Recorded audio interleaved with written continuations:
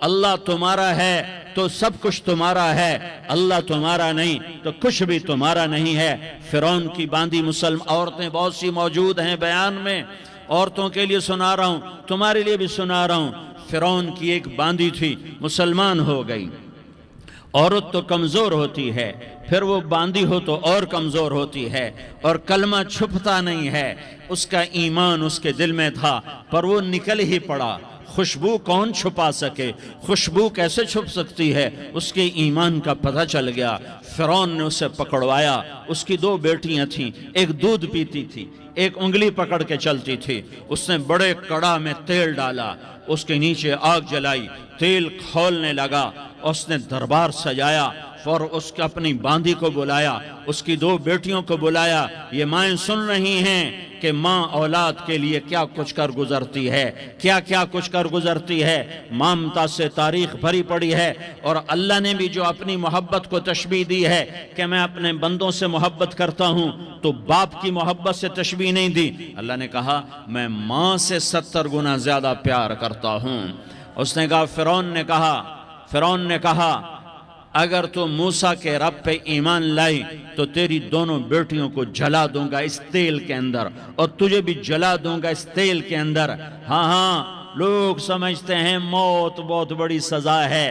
ارے جس نے اللہ کو پا لیا اس کے لیے موت تحفہ ہے۔ وہ دنیا کے دکھوں سے نجات پا گیا اور آخرت کی نعمتوں کا حقدار بن گیا۔ تو فرعون کی باندھی نے کہا فرعون یہ تو میری 2 ہیں، اگر میرے پاس اور ہوتی، میرے پاس 100 ہوتی تو میں 100 بھی اللہ کے نام پہ قربان کر دیتی۔ فقض ما انت قاض، کر جو تجھے کرنا ہے۔ انہیں بڑی بیٹی کو پکڑا، انہیں کہا اماں ہائے اس ماں سے پوچھو جس کے آگے جلتا ہوا تیل اور اس کی بیٹی کو ڈالا جا رہا ہو، اور وہ اماں کہے، اور اس کا ایک بول ماں کا، ایک بول بیٹی کی جان بچا سکتا ہو۔ کلمہ کفر کہہ جا، گھر میں جا کے توبہ کر لے، معاف ہو جائے گا۔ میں قربان جاؤں۔ ایک مقام ایمان کا ایسا آتا ہے کہ قربان ہونا زیادہ محبوب ہو جاتا ہے جان بچانے سے۔ انہوں نے کہا اماں، انہوں نے کہا بیٹی صبر، اللہ کے نام پہ قربان ہو جا۔ ادھر آ ستمگر، ہنر آزمائیں تو تیر آزما، ہم جگر آزمائیں نہ کر لبوں کو سی، عشق ہے دل لگی نہیں، سینے پہ تیر کھائے جا، آگے قدم بڑھائے جا، یا زبان حال سے کہہ دے کہ ہاں ستائے جا۔ ہاں عشق کی آگ ایسے ہی بھڑکتی ہے، شمع ایسے ہی فروزاں ہوتی ہیں، یہ کمکمے تو بجھ جاتے ہیں، لیکن یہ ایمان والے جو شمع جلا گئے یہ آج تک روشن ہیں، جن کی روشنی میں چلنے والوں کو راستہ مل رہا ہے۔ انہیں بڑی بچی کو پکڑا، ٹانگوں سے پکڑ کے یوں ڈالا، وہ ہائے کرتی گئی اور وہ چٹک گئی اور وہ جل گئی اور وہ بھن گئی مچھلی کی طرح، تلی گئی مچھلی کی طرح۔ ماں ہے، اس کا کلیجہ پھٹ گیا، لیکن آنکھوں سے آنسو کا ایک قطرہ نہیں نکلا۔ صبر دیکھنا ہو تو اسے دیکھو، صبر پڑھنے سے نہیں آتا، اسے دیکھو ایک قطرہ نہیں نکلا تو اس نے کلیجہ پھٹ گیا۔ تو اللہ نے ماں کی آنکھوں سے پردہ ہٹایا اور اس نے دیکھا اپنی بیٹی کی روح کو نکلتے ہوئے۔ بیٹی کہہ رہی اماں صبر کرو، ابھی جنت میں اکٹھے ہو جائیں گے۔ پھر انہیں چھوٹی بچی کو پکڑا، دودھ پیتی، جسے پتہ بھی نہیں میرے ساتھ کیا ہونے والا ہے، اس کی تو آہ بھی نہ نکل سکی، اور اسے انہوں نے تیل میں ڈال دیا اور وہ جل کے کوئلہ ہو گئی۔ ماں کی آنکھوں سے پردہ ہٹایا، اللہ نے ماں نے بچی کی روح کو نکلتے دیکھا کہ اماں صبر ابھی اکٹھے ہو جائیں گے۔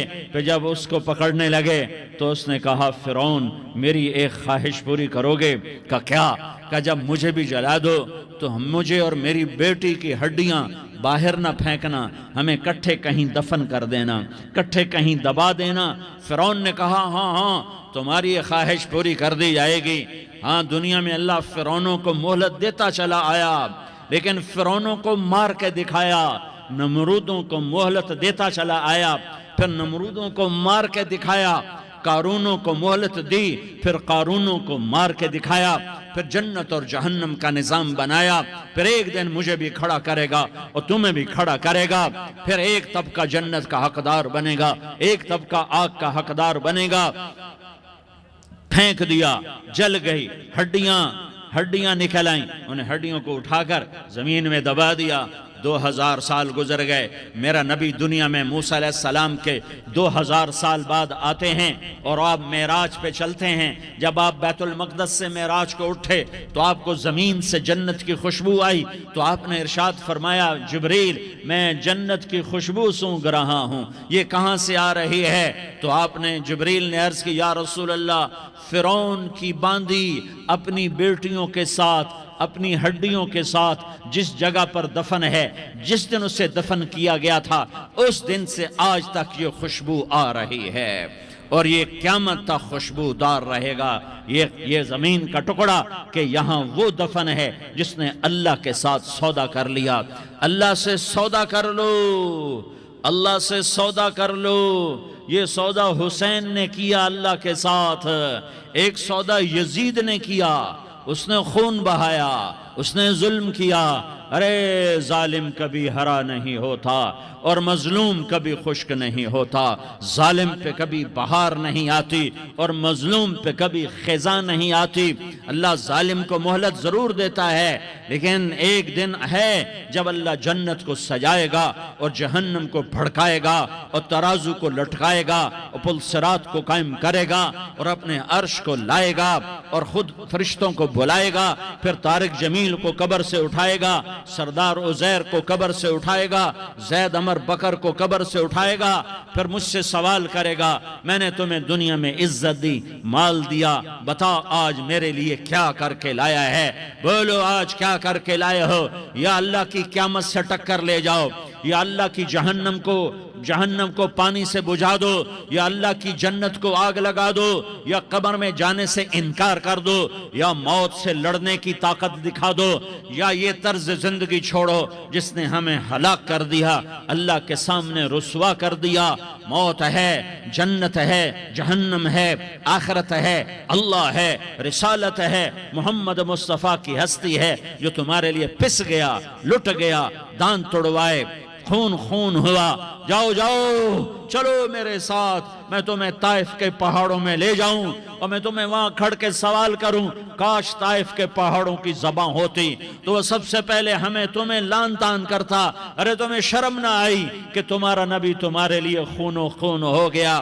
اس کے 2 دفعہ آسمان کے فرشتے روئے ہیں، 2 دفعہ آسمان کے فرشتے روئے ہیں۔ ایک 4000 سال پہلے جب ابراہیم بوڑھا باپ 96 سال کی عمر